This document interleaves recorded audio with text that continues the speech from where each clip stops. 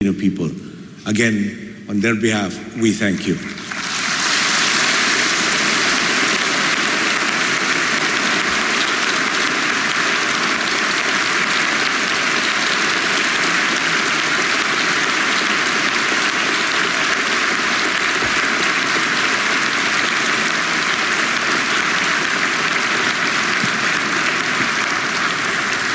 Marahil nga po sa kahandaan natin makiambag sa abot ng ating makakaya na siyang ipinapamalas ng ating OFWs, peacekeepers at iba pang Pilipino sa labas ng bansa. Nang tayo naman ang nangailangan, nakita ng mundong karapat-dapat din tayong tulungan. Salamat sa inyo at sa lahat ng Pilipinong nag-alay ng dalangin at suporta dito man o sa ibang panig ng mundo.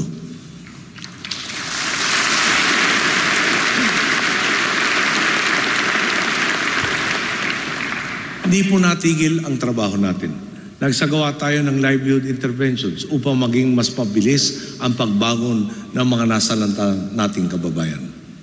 Ngayong Hulyo nga po, 221,897 trabaho na ang nalikha matapos tayong magkaloob ng bangka, kagamitan sa pangangisda at pagtatanim, mga binhi at livestock.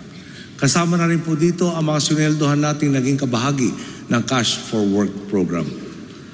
Tanggap naman po siguro ng lahat na malaki ang problemang dala ni Yolanda. Ayon nga po sa international standards, kapag nangyari ang ganitong klaseng sakuna, 1 taon ang inaabot bago matapos ang relief at magumpisa ang rehabilitasyon ng isang bansa. Pero sa loob lang ng 8 buwan, idineklara na ng United Nations mismo na nasa yugto na tayo ng rehabilitation. Si Ginoong Yuri Afanaseyev ng United Nations Development Program na nga po ang nagsabi, and I quote, "We have never seen a recovery happen so quickly, and many of us have been in many different disasters." Close quote.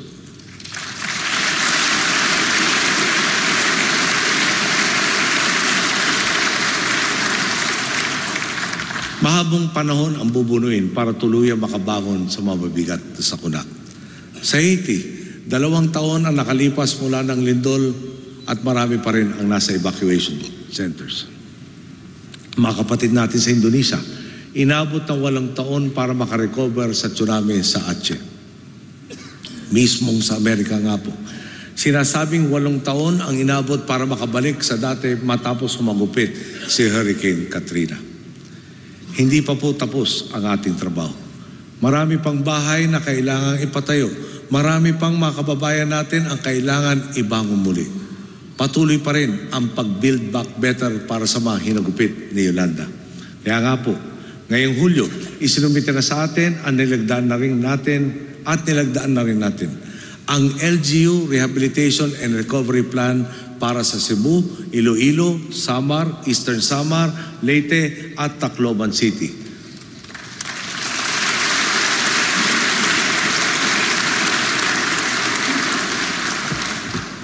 Pumasa po ito sa masusing pagsusuri ng mga cluster ng gabinete.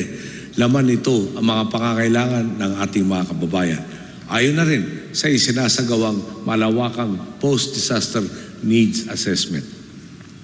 Nabuo po ang planong ito sa maigting na pagsisikap ni Secretary Ping Lacson na inatasan nga nating tumutok sa mga hamong iniwan ni Yolanda.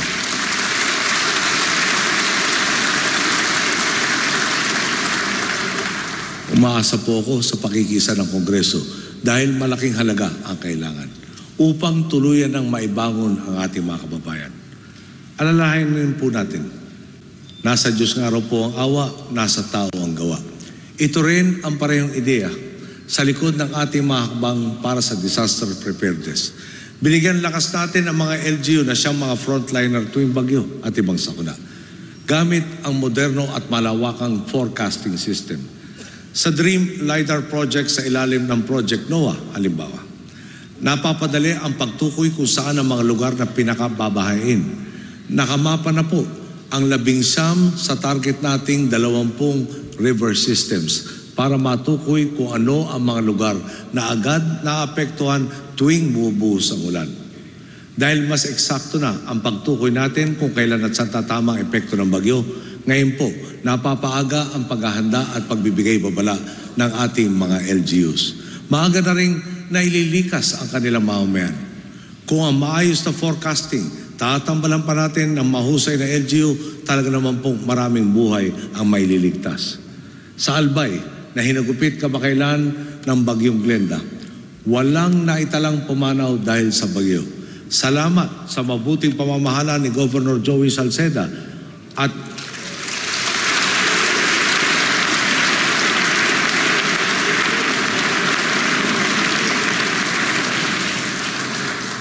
kung kaya itong gawin ng isang probinsya na siya nga parang natawag na nga pong highway ng mga bagyo, bakit naman tayo magdududa na kakayanin ng iba pang hindi highway ng bagyo? Pag-usapan naman natin ang seguridad. Mulat po tayo sa mga hamon sa bansa at alam din nating mahal ang kailangan nating makagamitan. Ngayon po, ikinalulugod kong iulat sa inyo, tuloy-tuloy ang modernisasyon ng AFP. Nakuha na natin ang brand new na 8 Sokol Combat Utility Helicopters, 3 Agosta Westland 109 helicopters, at ang kauna-unahang landing craft utility ship na ginawa dito mismo sa ating bansa, ang BRP Tagbanwa. Dumating na rin po ang 4 na refurbished UH-1 helicopters at 2 Navy cutters. Nito namang nakaraang Mayo, pinasinayaan na rin natin ang state-of-the-art command center ng Naval Forces West sa Palawan. Sa susunod na taon, lalapag na ang 2 sa 12 na FA-50 lead-in fighter trainer jets na binili natin. Ang natitira naman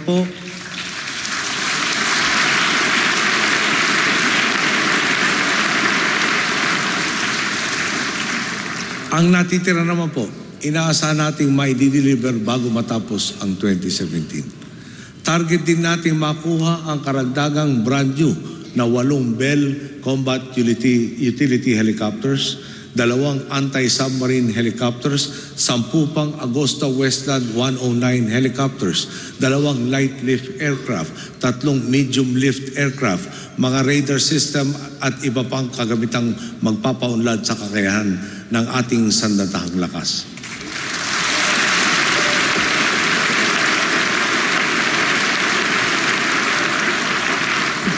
Samantala po, sa Setyembre ng taong ito, inaasahan ang pagdating ng karagdagang 17 refurbished UH-1 helicopters.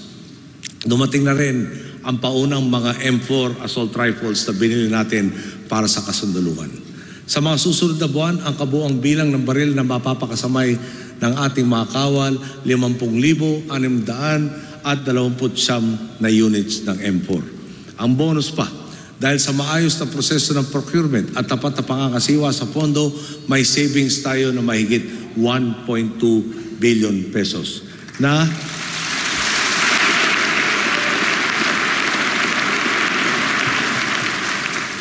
ito pong savings ay pinambili na natin ng mas marami pang baril.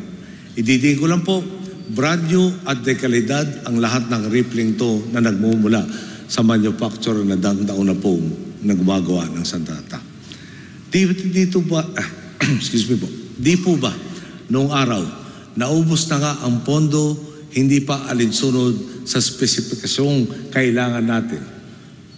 Tulad po nung biniling Kevlar helmets.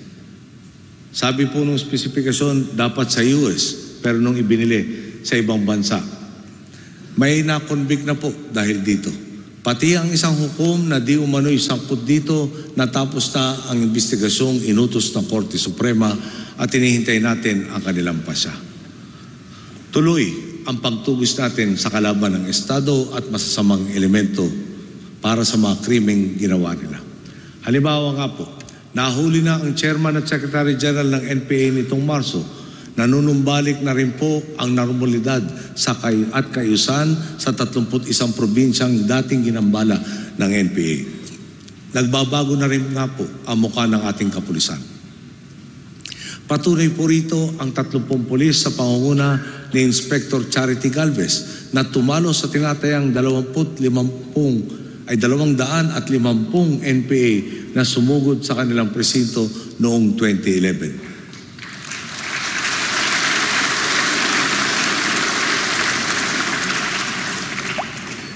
Nitong Marso naman po, 4 na bagitong pulis ang buong tapang na sumagupa laban sa Martilyo Gang sa Mall of Asia. Mabuti nga po't naabot na ang 1-to-1 police to pistol ratio. Kaya't na-issuehan na rin ng bagong baril ang ating mga rookie police women. Dati nakakaligtaan ang kapulisan. Ngayon, kinakalingan na sila ng Estado at talaga namang tinutumbasan nila ito ng wagas at masigasig na serbisyo. Pakinggan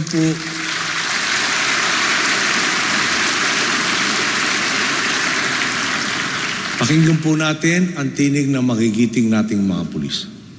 May narinig po kaming nagbasag ng salamin. Naging alerto kami nung body ko. Ay, yung unang pumasok ko ng isip ko, yung bumunat na po ako ng baril kasi alam ko na po sila, na ready po silang magpaputok sa amin, naka-uniforme po kami. Sinabi po ng aking kabady na si PO1 Bantiyag na kokoberan kita, ikaw ang tumawag sa ating PCP. Meron po kaming nahuli na isang miyembro po nila. Pang-apat na araw namin dito ang duties. Doon mismo sa post na yun. Tapos biglang ganun pong nangyari. Kailangan po talaga may baril yung bawat pulis. Mabuti na lang po, may in-issue po sa amin na Glock 17 Generation 4 po. Malaking tulong po yung baril sa amin kasi kapag nagpapatrolya ka, may confidence ka na kahit may mangyari, pwede kang maki-engage.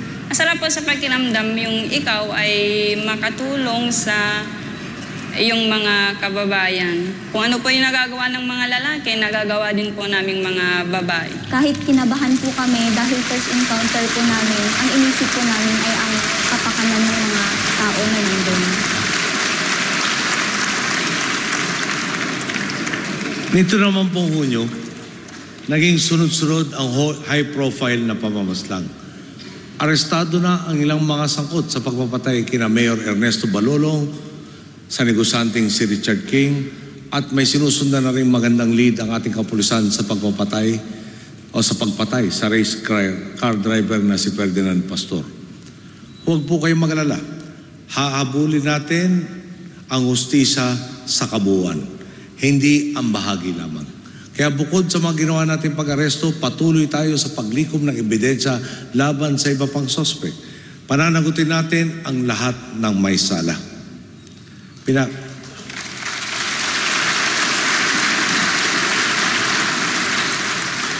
Pinapaigting pa natin ang pangangalaga sa seguridad ng taong bayan. Simula ng 16 ng Hunyo ngayong taon, ipinapatupad natin sa National Capital Region ang Operation Lambat. Matapos triplehin ang checkpoints at magsagawa ng iba't ibang operation, ang resulta po ay 862 sasakyan at 29 na mga baril ang nakumpiska na natin.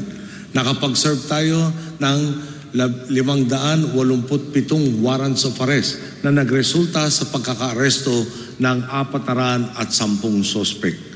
Ibinalik din natin ang Oplan Katok para matyak na ang may tangan ng lisensyadong baril ay ang karapat-dapat lamang. 28,714 na bahay sa NCR ang kinatok ng mga pulis para sa operasyong ito. Bago natin ipatupad ang Oplan Lambat mula Enero hanggang 2 linggo ng Hunyo, ang murder at homicide sa National Capital Region umaabot sa 31 kaso kada linggo. Sa 5 linggo pa lang ng operation, ang murder at homicide rate buwaba na sa 22 kaso na lamang kada linggo. 29% pagbaba ang naitala. Katumbas ng 9 na pagpatay ang napigilan natin kada linggo. At sa NCR pa lang po ito.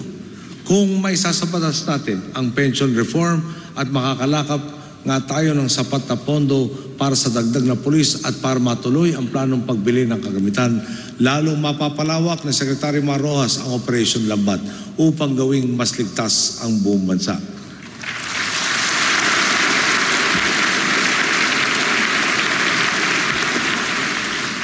Nasa ilalim nga po sana ng DAP ang pondong pangkagamitan.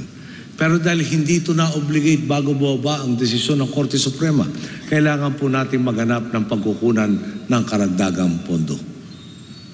Tunay nga po, Tiwala ang pundasyon ng mabuting pamamahala. Tiwalang maasikaso ang lahat ng tinamaan o tatamaan ng bagyo. Tiwalang sa bawat araw ng trabaho, ligtas mong mauwian ang pamilya mo. Tiwala na hindi kayo lalamangan ng inyong mga pinuno. Tiwalang nariyan ang inyong gobyerno. Kakampi ninyo, lalo na kung kayo ang nadedehado. Tiwala na mananagot ang mga nangabuso. At may tatama ang mga proseso at institusyong ginagamit para nakawang kayo. Tiwala na kung sumunod ka sa tama, makukuha mo kung ano ang dapat sa iyo. Ang pagbabalik ng tiwala ninyo, iyan po ang ibig sabihin ng reforma.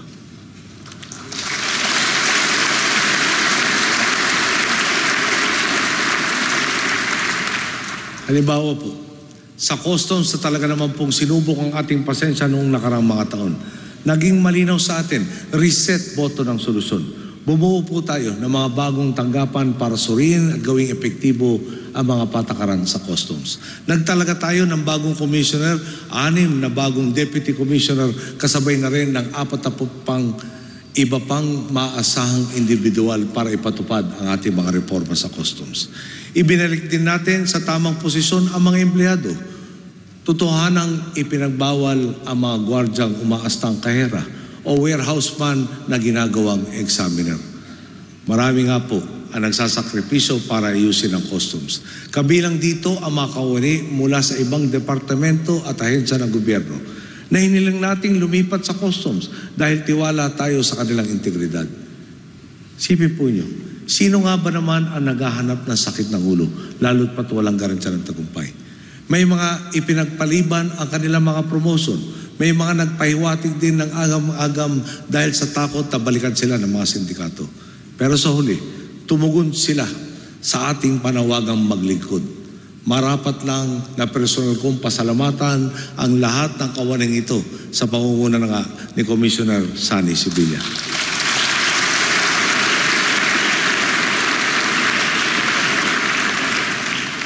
Pinapatunayan po natin, sa paninindigan at pagkakaisa, kayang linisin kahit pa ang isang institusyong napakahabang panahon ng dinungisan ng katiwalian. Patunay po rito ang good news na natanggap natin.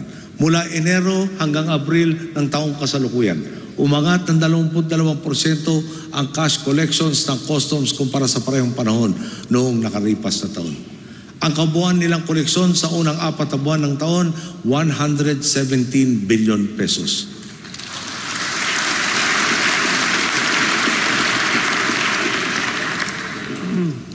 Masasabi ko naman po sa mga patuloy na rumarakit, alam kong hindi na kayo tinatabala ng takot at kahihiyan. Nasa inyo, kung makukonsensya nyo. Kung maaawa kayo sa mga nalululong sa drogang pinapasok o pinahintulutan yung pumasok. O sa mga magsasakang napagkakaitan ng tamang kita. Ang sa akin lang, kapag sumapat ang nalikom na ebidensya laban sa inyo, sa bilibid ang susunod ninyong destino.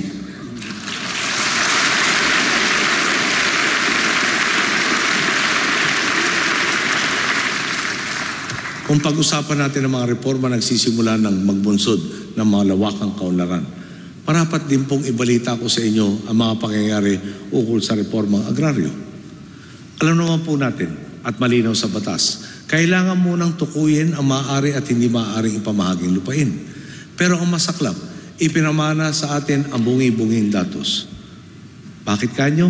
Taong 1913 o 1913, pasinimulan ang cadastral survey ng ating bansa. Natutukoy ng hangganan ng mga lupaing saklaw ng bawat lungsod, bayan at lalawigan sa Pilipinas.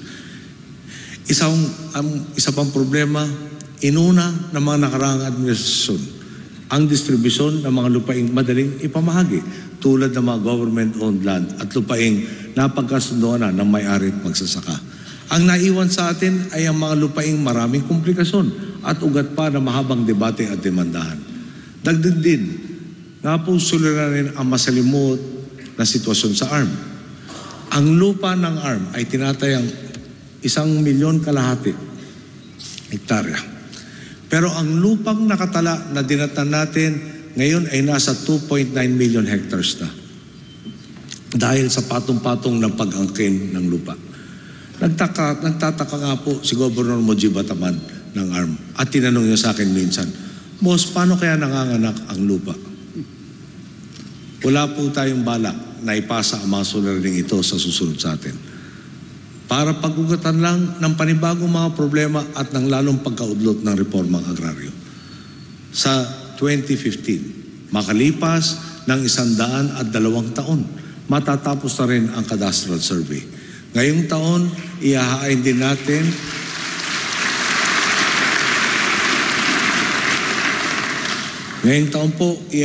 nating muli sa Kongreso ang panukalang batas para i-extend ang paghahain ng notice of coverage na hindi agad natapos ng gusto dahil nga sa mga problema ang kinailangan muna nating solusyonan. Oras